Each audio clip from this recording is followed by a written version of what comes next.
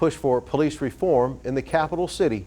The Springfield City Council to discuss major changes at its next meeting. This comes after nationwide protests over racial injustice. Now, the changes could mean options currently used by officers will be eliminated. WAD's Chris Carter in studio tonight with a look at them and reaction. Chris. Well, Sean, 2 city council members are leading the charge for this change. The ordinance is on the agenda call for providing guidance to the police department regarding drafting, adoption, and implementation on and enforcement of its policies. The men and women of the Springfield Police Department are tasked with protecting and serving the community. How they do it could be changing.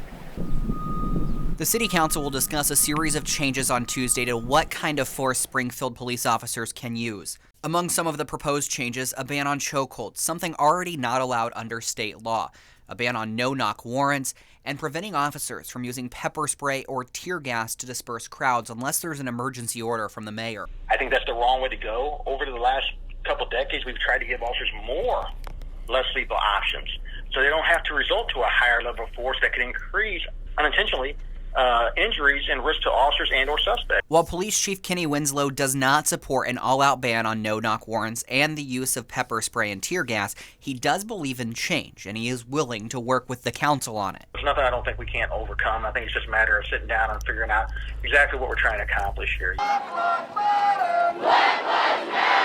The proposed changes come after nationwide protests following the deaths of Black Americans, including George Floyd and Breonna Taylor. I'm glad to see these changes. It's long overdue. Teresa Haley is the Springfield NAACP president. She's had a number of conversations with Police Chief Winslow about the possible changes. But it's time for change, and the time is now. So I'm excited about the fact that Springfield's Police Chief Kenny Winslow is taking the lead in this. Chief Winslow says the proposed changes are similar to things he's already put into effect, and he believes his department is already learning from incidents playing out around the nation.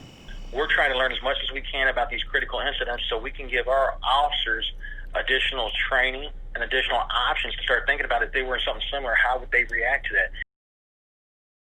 Now, the department did issue a pledge to professionalism in August. It is a 6-page document laying out how Winslow expects his officers to behave. Sean, I have reached out to the aldermen who are pushing for the change and the police union as well. I've not heard back. Chris, thanks. The ordinance to go before the council Tuesday is the first reading.